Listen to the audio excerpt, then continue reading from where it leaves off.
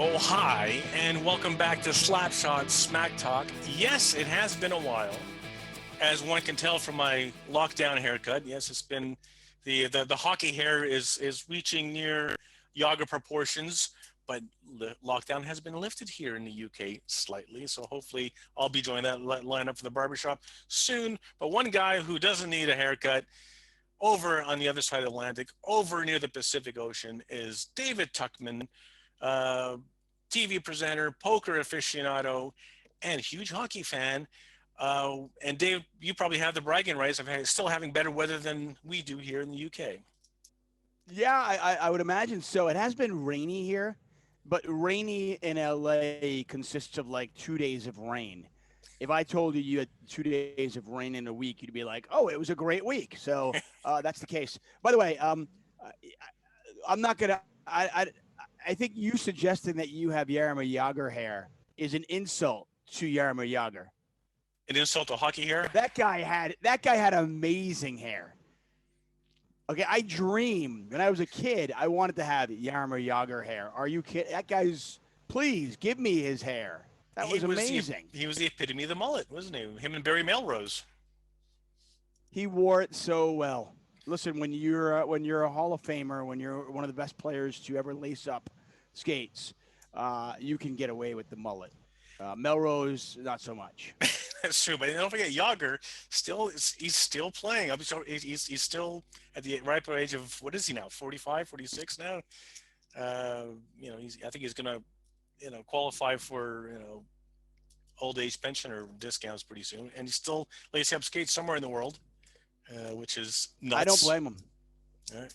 What we're going to do now, as per usual, because last time you were on this show, there's been quite a lot of things have happened in the NHL, but we're going to do our usual trivia. And this Ooh. was inspired because obviously right now we're looking at teams that are going to make the pass, and since we had you on the show, Daryl Sutter has actually become the head coach of the Calgary Flames. And one for you youngsters out there who don't know your hockey history, who didn't grow up in the 70s and 80s, uh, Daryl Sutter is only one of six. That's right, six brothers who played in the NHL at the same time. And now that's what I mean. Like six brothers played at the same time. Six quality hockey players. Grace Sutter, the mother of these Sutter brothers, she had quite the hockey womb and quite the genetic pool to output six quality NHL players into the league. And when I mean six quality players, we're talking yes, Daryl Sutter, we're talking Brian Sutter, there was Dwayne Sutter, there was Brent Sutter, Ron Sutter, and Rich Sutter.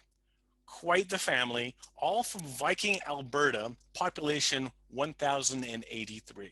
Eric, do you think when she passes away, honestly, I don't even know if she's still alive or Still not. Do alive. you think when she passes, great, that's great, good. I'm not. I hope she lives another 50 years. But do you think when she passes away, if she's up for it, of course, they could, um, they could put her uterus in the Hockey Hall of Fame? It would be quite. Yeah, yes. I'm just trying to figure out what you'd have to do to get a display cabinet like that. But the thing is, of all these Sutter brothers, and some who've played for your New York Islanders, of course, as you know, Yes.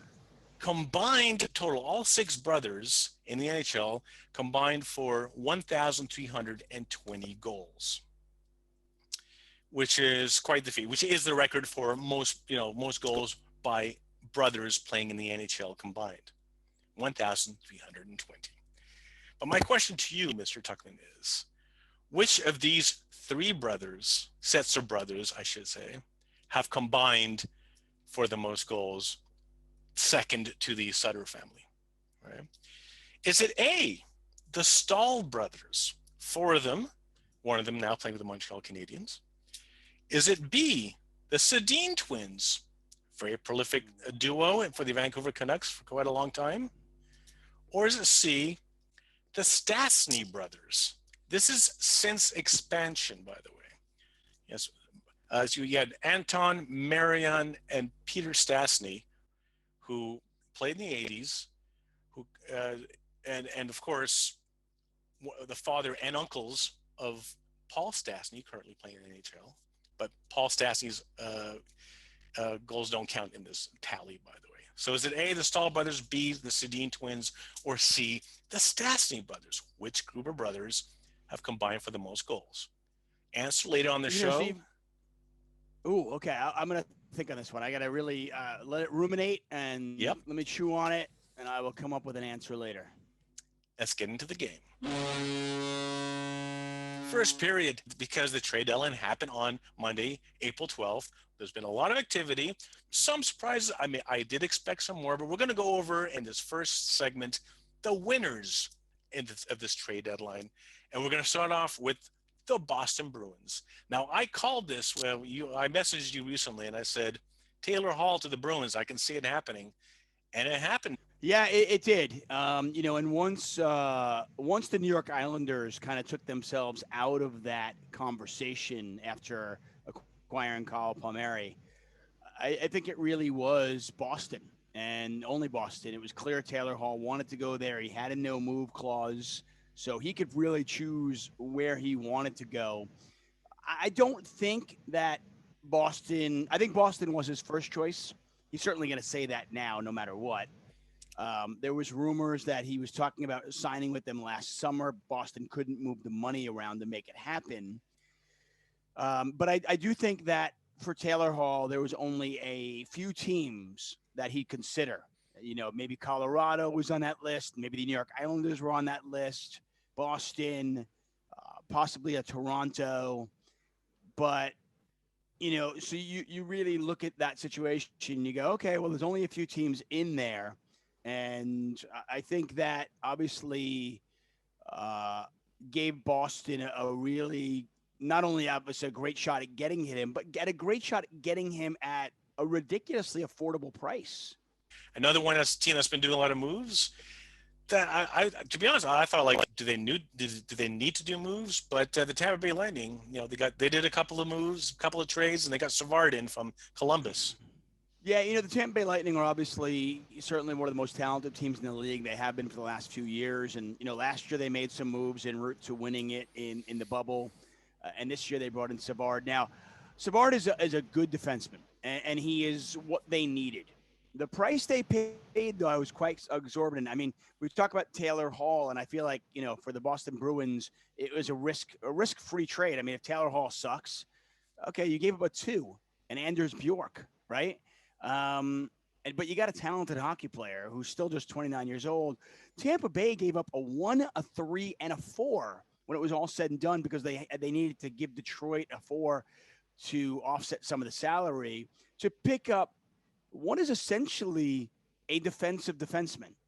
And we'll talk about it later. I think Savard probably was one of the better defensemen available, but at that price, I thought it was kind of ridiculous. Will it be enough for them to progress in the playoffs? Will he be the missing cog that's needed? I don't know. But one thing that Toronto needed was a little. Well, I don't know. Or did Toronto need anything? What they did do is they got Nick Foligno in a trade, which I don't know. I don't question. I was looking at his stats, and I think, was this what Toronto needed? Is this what the Maple Leafs needed in their preparation for the playoffs? Yeah, I mean, I think Toronto again. I think it was a huge overpay. I am not in the camp of we're trading for guys who are good leaders. I don't buy it. Trade for good hockey players; they'll fit in fine. I just don't expect a guy to come in just because he was a captain of another team to come in and suddenly be a leader on a new team. That's a weird scenario. Imagine, you're running an organization, you're running a business, you're going to bring somebody in from the outside and expect them to lead your whole group. You guys have all been going to war together for months, and this other guy's going to come in and lead? No, he's got to assimilate into the group. I mean, again, they gave up, they gave up the farm. They gave for Foligno, who's a really good defensive forward. Now, you can argue that he certainly fits into what they need, a responsible, good defensive forward who's going to forecheck and play hard. But again, at the cost that they they paid for this particular player, I thought it was an overpay for a guy who, I mean, they're talking about like, oh, he's tough in the playoffs. Well, he's playing for, he played for Columbus. What? I mean, did he lead Columbus to the promised land at some point? Did I miss something? Right? I just didn't understand it. And then they gave up a 3 to pick up a really mediocre goaltender, David Riddick out of Calgary. I just thought, I mean, did Toronto get better? Yes. At what cost? And then let's not forget, because of the COVID quarantine rules that are different in the United States as they are in Canada, they don't get Nick for a full week. So he has even less time to assimilate into the group. So I thought it was an overpay in Toronto. Interesting thing about Nick Foligno. He has a brother, Marcus Foligno. And did you know that Nick Foligno plays for Team Canada and his brother Marcus plays for Team USA? I did not know that. That's yeah, pretty cool. but they still have yet to play head-to-head against each other internationally. 2 different nations, 2 different jerseys. Another team in the trade deadline that was active, Eric Staal leaves the poor Buffalo Sabres for Montreal. Yeah, Montreal's got a lot of talent, and you know they have not been shy about adding to that, whether it was Toffoli in the offseason and so forth. But I think when a player gets hurt, and in Montreal, Brendan Gallagher broke his thumb, and he's going to be out weeks. He's out. I don't think he's back for the playoffs. Maybe if they win a round, they say 5 to 6 at the time. Yeah. So maybe he's back for the playoffs. I mean, that would be obviously a huge shot in the arm, so to speak. I don't think Eric Staal is the savior by himself. My favorite move for the Montreal Canadiens, I'll tell you about in a second. But I think if they think Gallagher is coming back, then I think Staal is a really nice pickup there. Because you add that to, a Toffoli and Tatar and, the rest of that group. And I think the North is wide open. I mean, let's be honest about the Toronto Maple Leafs. While they certainly are the darlings of the regular season, they haven't won a playoff series in decades. So I am not going to, anoint them champions of the North. If I'm Montreal, if I'm Winnipeg, I'm fighting for it. Moving on to another team that I guess are doing well is your New York Islanders. Yeah, I mean, I think the defenseman, the Coburn move from Tampa Bay is kind of a non-move. He'll come in as a depth defenseman, 7th, 8th defenseman. Maybe he plays 1 game. If there's no injuries, he could play 0 games very easily. The real move, obviously, was picking up Kyle Palmieri and Travis Zajac out of New Jersey. They did give up a 1. They gave up no prospects. But, the Palmieri move is a really nice move. The question is, does he replace Anders Lee? Again, I go back to what happened with Montreal. Now, Montreal, Brendan Gallagher might come back. In New York, Anders Lee is not coming back. And the question is, anytime a team gets a major injury to a player, you've got to decide as a GM, can we adequately replace that player and still be contenders? And, I assume obviously Lou Lamoriello and Barry Trotz thought the answer was yes, which is why they went after Kyle Palmieri. And the real question is, over the next, 15 games, does that chemistry happen in New York? And does Kyle Palmieri give the New York Islanders everything Anders Lee gave them? And are they back to where they were when they were on a 9-game winning streak? Other trades during the trade deadline that I might have overlooked? Any sleepers out there or any ones that you want to say, Eric, you forgot this trade? Is there one that sticks out at you? Yeah, without a doubt. I will tell you that the trade, I didn't mention it because I was saving it for this little spot here. I think Montreal Canadiens actually might have made one of the better moves of the trade, which was John Merrill. I was screaming for the New York Islanders to pick him up because John Merrill has quietly been one of the better defensive defensemen in the league this year.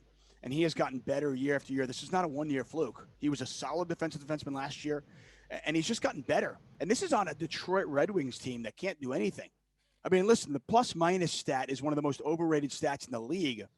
But if you have a plus rating and you play for a team that has a minus 75 goal differential, that says something, John Merrill, I mean, the advanced stats all suggest that he's playing really, really well. And I mean, I'll be honest. I don't think John Merrill. I think John Merrill and David Savard are relatively close in ability, and the Montreal Canadiens got him for a 5. I thought it was. I thought Bergevin. I thought it was the trade. I thought it was amazing. And when I looked around the league and I looked at so many teams that were starving for defensemen, I just could not believe they didn't go after Merrill. I thought it was uh, just an obvious play. I liked what Edmonton did. I think bringing in Dmitry Kulikov. I don't know if it's enough, but again, in the North, I think there's still some question marks about the Leafs' ability in the playoffs.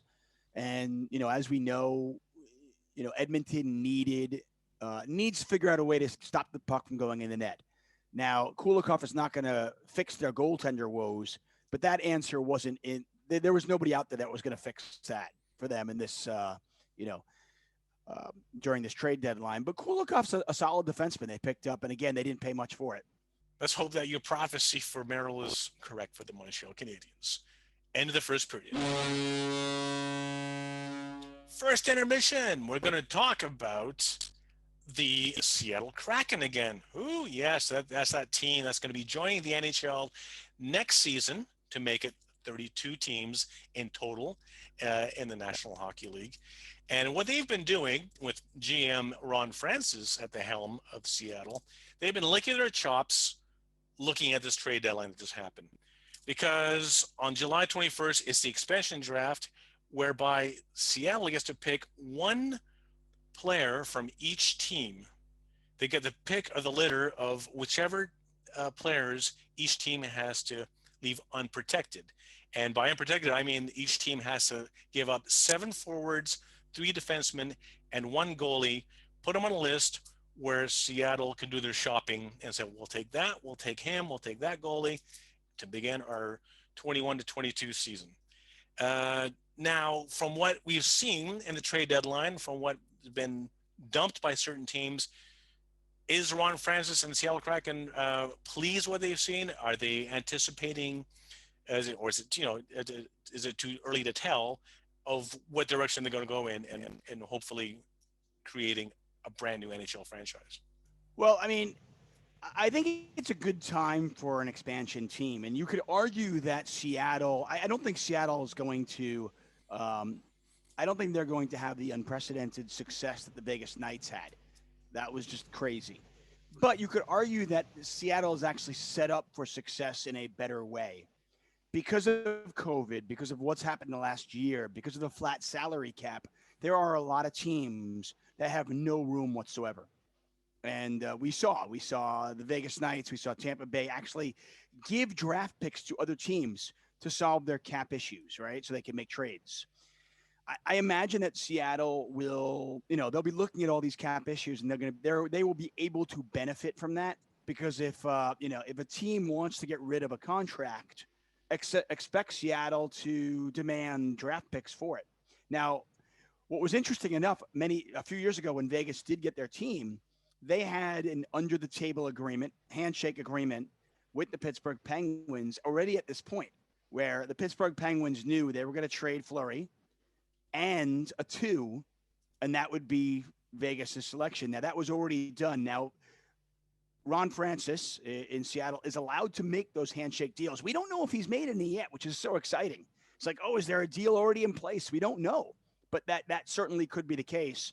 Now, you mentioned the 7 forward and 3 defensemen and 1 goalie.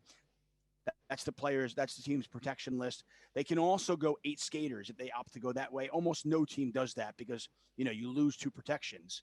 But let's just say a team happens to have 4 defensemen that they really don't want to lose. They can go in that direction if they want to.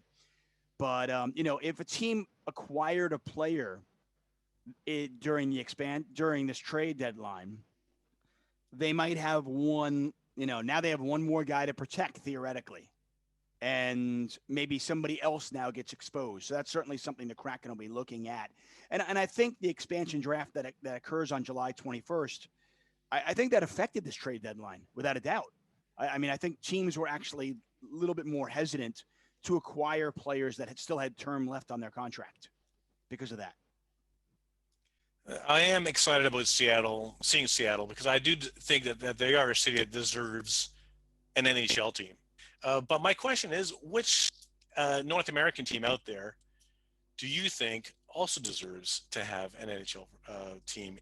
It's interesting. I mean, right now, once Seattle does come on board, and I agree with you, by the way, Seattle's an amazing city. If you've never been there, it's a great city to visit. So I'm glad they got a team. Good sport fans up there as well. I mean, you can see their NFL team, the Seattle Seahawks, so supported so well. Um, so now there's 32 teams, and I would be very surprised to see a 33rd franchise simply because why have an odd number again? But if we were going to go that route, I'm gonna go with an old. I'm gonna put an old hat on, and I want to see. I want to see Quebec get a team again. We were talking about a region that just loves hockey. I don't want to see hockey just coming out of Canada. I want hockey as part of that country's fabric of what they are. I don't want to see a team go to Houston and not be supported, even though Houston has more fans, more people. So I'd rather see that. To me, that's exciting. I was glad when hockey came back to Minnesota. I thought, yeah, I mean, hockey needs to be in Minnesota. Are you kidding me? How do we not have a team in Minnesota? And fortunately, it came back, and they're doing pretty well. So I think, a few years ago when Vegas got the team, it was only Vegas and Quebec. That was it. They were the only two teams that actually submitted the $2 million down payment. Well, Quebec is still out the 2 million, but they don't have a team yet. So if a team needs to move, or we ever do go 33 franchises, my vote, let's go to Eastern Canada. Let's go to Quebec. Other Canadian teams that they're always tipped. One was Hamilton, but that's already a clogged up region. You got that's Sabres, Red Wings, Maple Leafs territory. You don't need another city. You don't need another team in there. Even though it's a hockey hotbed, that whole southern Ontario, northern Michigan, northern upstate New York area. Another team that I'm currently, for those who are not watching on YouTube and for those who are listening, I'm wearing a Hartford Whalers T-shirt, a team that became the Carolina Hurricanes, and now the Hartford Whalers, bless them, they were they're the little team that couldn't, they straight out of Connecticut, they existed in the 70s, 80s, and then in the late 90s they moved to Carolina, won the Stanley Cup eventually. That's why Carolina sometimes wears a retro Hartford Whalers jersey on special occasions. But no, the Hartford Whalers should never return ever again. They played in a shopping mall. They were in Islanders, Rangers, Bruins territory. It was a hard ask for people to split their loyalty with the Whalers. I guess you as well, growing up. They were just not a laughable team. That's a terrible thing to say, but they were a whipping horse, weren't they, in our upbringing?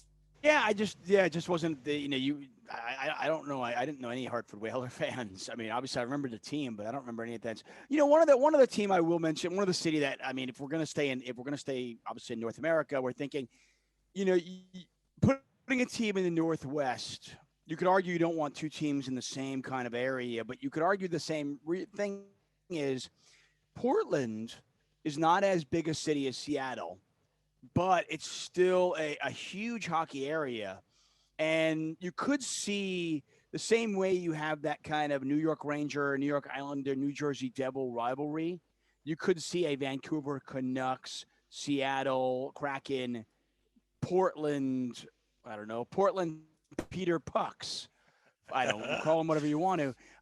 Portland may be a team. I mean, that's a great hockey town, and obviously a great sports town as well. And I do think it's a big enough city to support a hockey team. But did you know that I remember this way in my youth, 1984. There was talk that the St. Louis Blues were going to move to, get ready for this, Saskatchewan, the Saskatoon Blues. They were going to be called.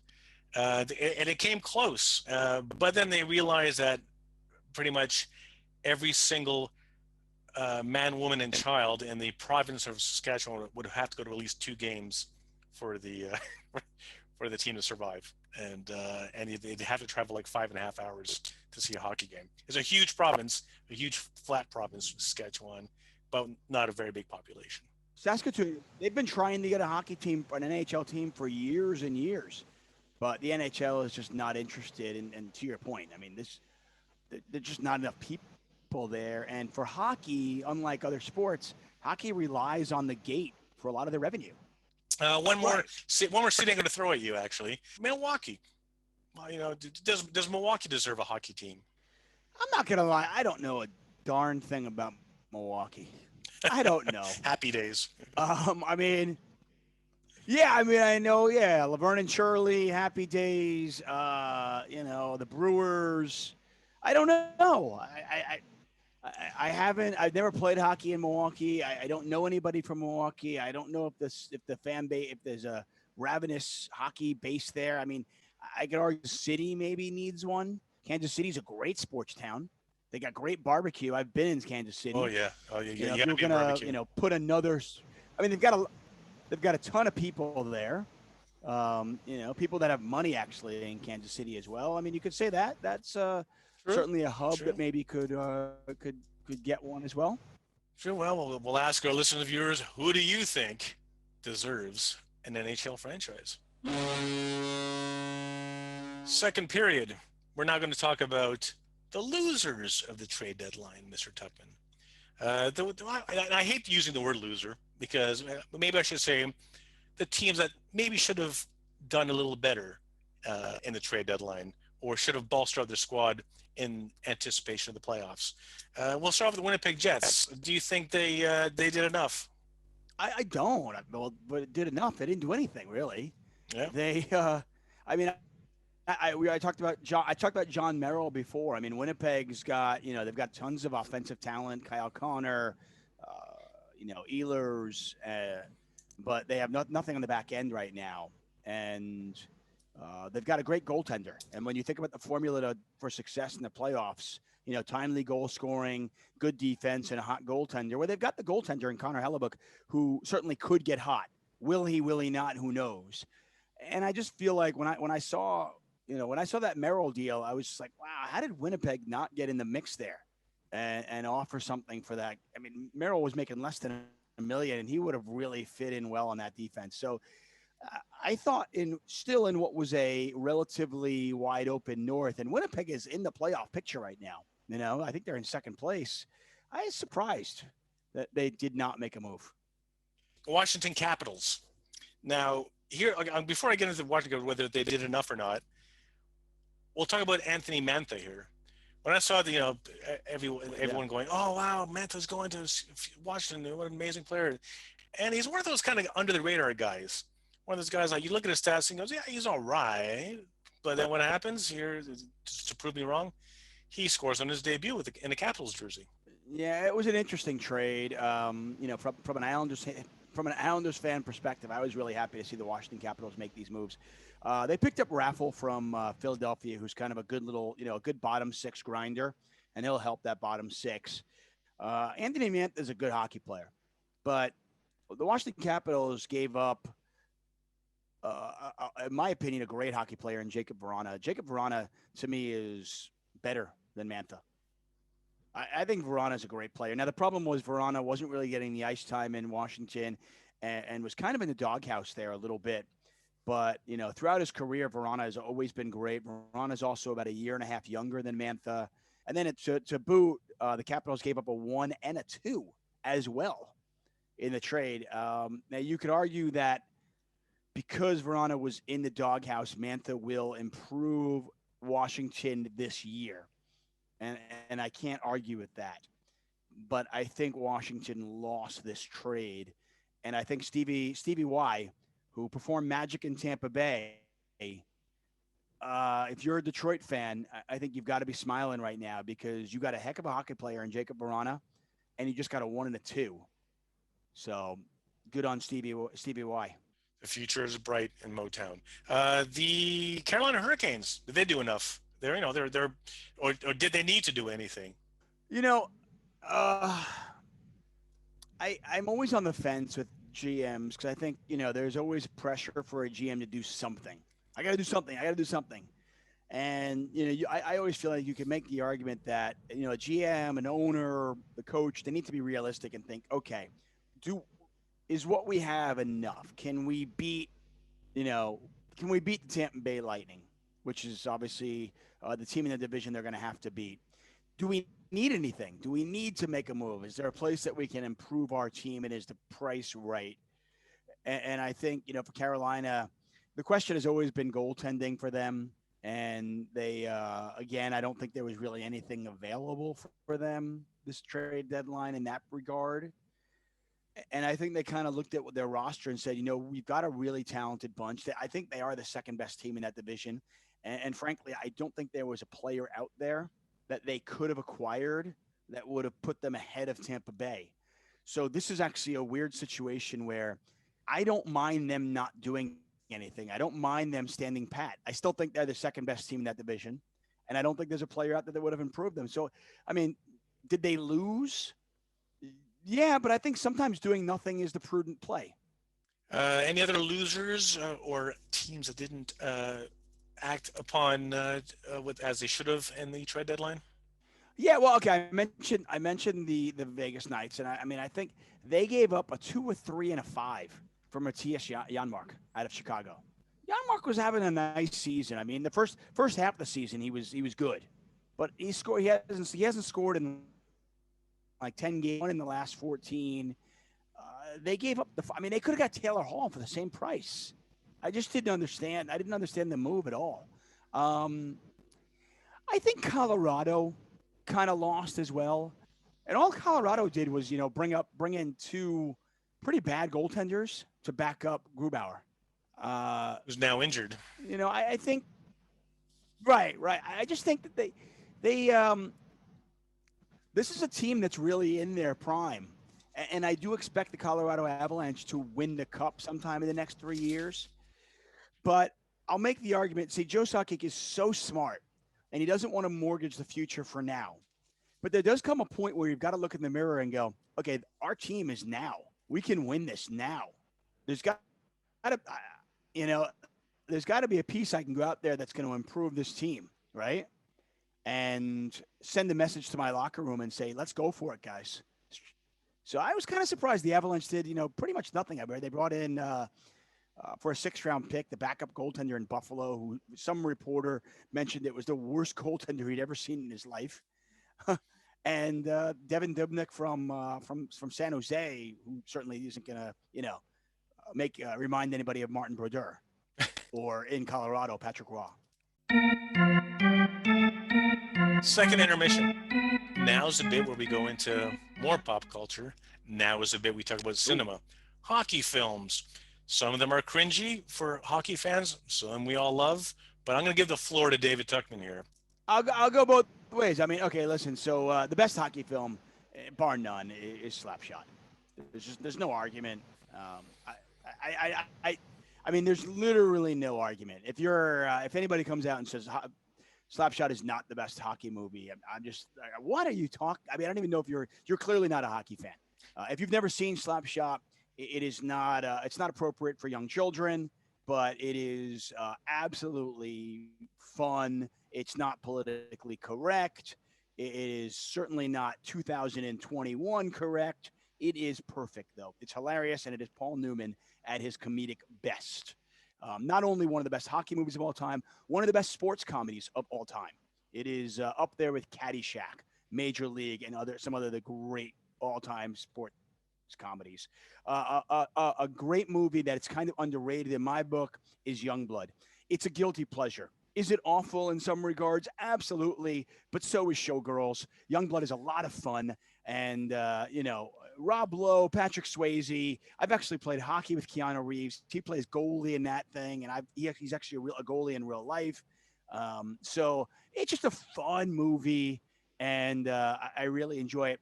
For me, I always hated, and my kid likes it.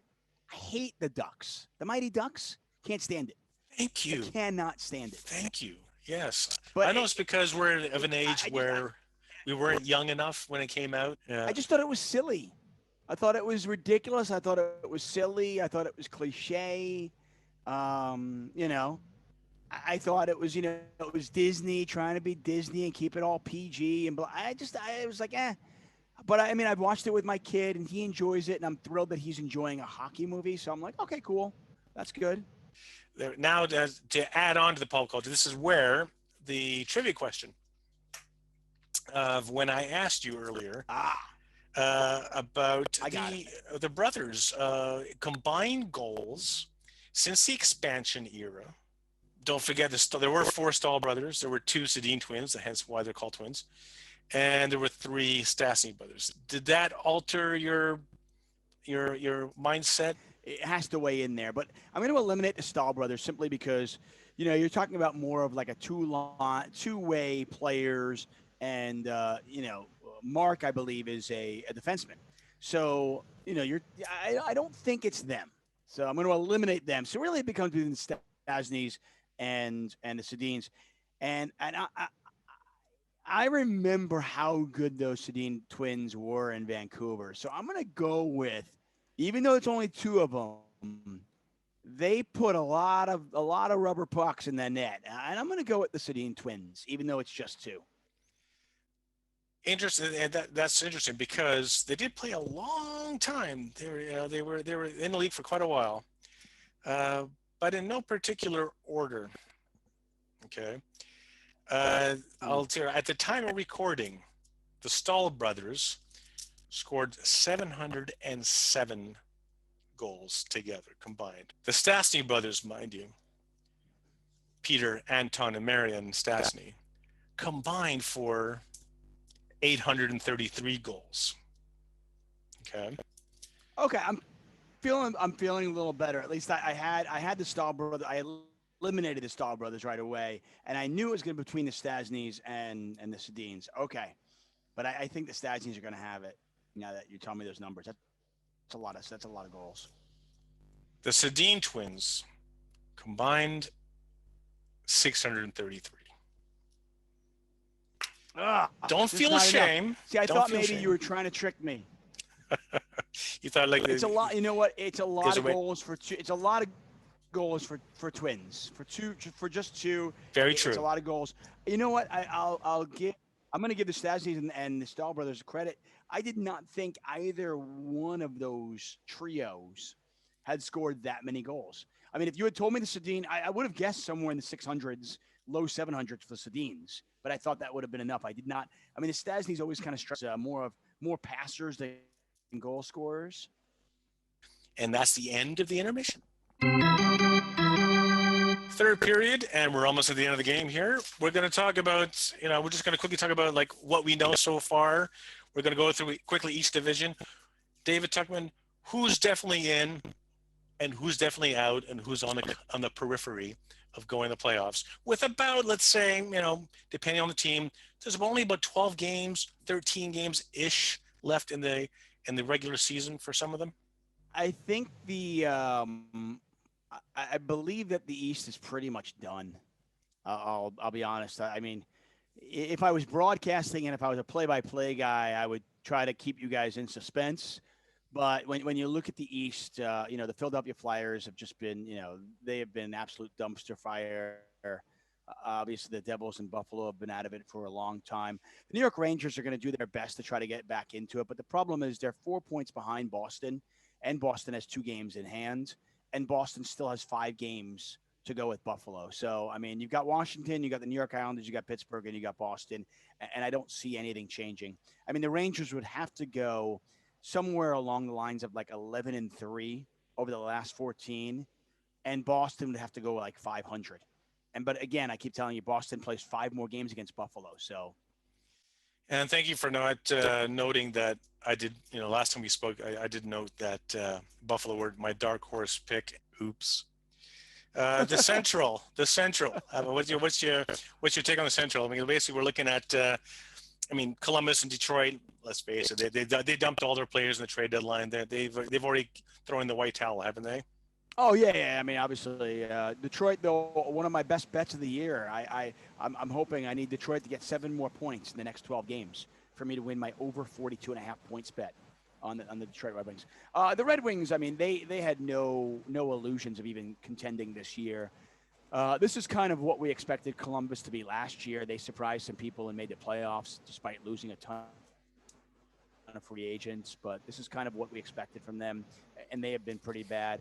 The Dallas Stars have surprised people, but I do think that people don't realize how tough the go it was. I mean, obviously, we all have been experienced COVID over the last year in different ways, but when they had the COVID shutdown early on, and then they had the weather issues in Dallas, I think that really affected that team, and they really have not been able to right the ship. And they're 7 points behind Nashville for that fourth spot. Chicago, trying to stay in the mix, but I don't see anything changing there. I mean, it's Carolina, Tampa, Florida are 1, 2, 3. They're all tied right now. Who knows how the top three will shake out? And then right now in fourth is Nashville, who has been on a tear. They've I want to say they've won maybe 8 of their last 10 games, something like that, and playing well. And they looked like they were going to be sellers at the trade deadline, but instead they forced their GM to kind of stand pat. I think the GM made the smart move. They're not good enough to kind of add, but they said, okay, we'll stand pat though, and we'll make the playoffs. The West, I think we can safely say both LA teams are out, bar some sort of miracle. But my dark horse pick at the beginning of the season, San Jose, could they still be a dark horse? Is it impossible? Yeah, well, I mean, they can be a dark horse, and what happens to horses when they when they're no longer of use. You can throw them out and they become glue, right? Yeah, the San Jose Sharks are no, they don't have the goaltending. They're too old. Their cap is terrible. I mean, not only are they not a very good team right now, their prospects are bleak, to say the least. I mean, they don't have any prospects to speak of really in the system, and their salary cap is just an absolute mess. Arizona and St. Louis are fighting for that fifth spot. Colorado obviously is, arguably the best team in the league. Vegas is what they are. They're great.